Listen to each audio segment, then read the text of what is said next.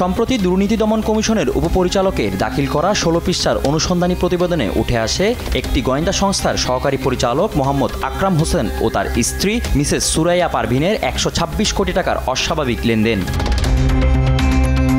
মঙ্গলবার দুদকের গোপালগঞ্জ জেলা কার্যালয়ে উপপরিচালক মশিউর রহমান সমন্বিত জেলা কার্যালয়ে বাদী হয়ে দুদকের আইন ২০০৪-এর ২৬ ও ২৭ ধারায় দুটি মামলা করেন।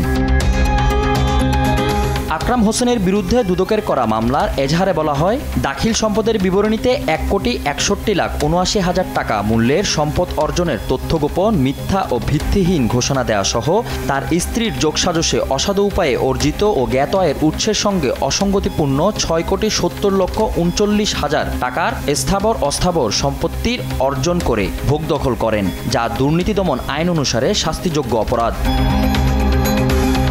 এজাহারে আরও উঠে আসে, আকরাম হোসেনের স্ত্রী সুরাইয়া পারভিন ব্যবসায়িক হিসাব দেখিয়ে তার অবৈধ সম্পদ বৈধ করার চেষ্টা চালান, যা দুদকের অনুসন্ধানে বেরিয়ে আসে। রাষ্ট্রের বিশেষ সংস্থার কোনো কর্মকর্তা দুর্নীতিতে উদ্বেগ প্রকাশ করেছেন ট্রান্সপারেন্সি ইন্টারন্যাশনাল বাংলাদেশ টিআইবি নির্বাহী পরিচালক।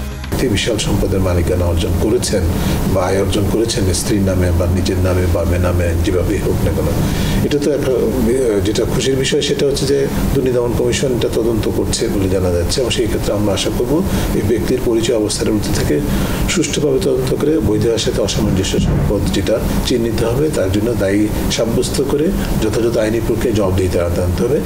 শুধু সরকারি কর্মকর্তাই নন, দুর্নীতির সাথে জড়িত সবাইকে আইনের আওতায় আনার পরামর্শ ডাক্তার ইফতেখারুজ্জামানের। ফজলে আদিত্য, দেশ টিভি, ঢাকা।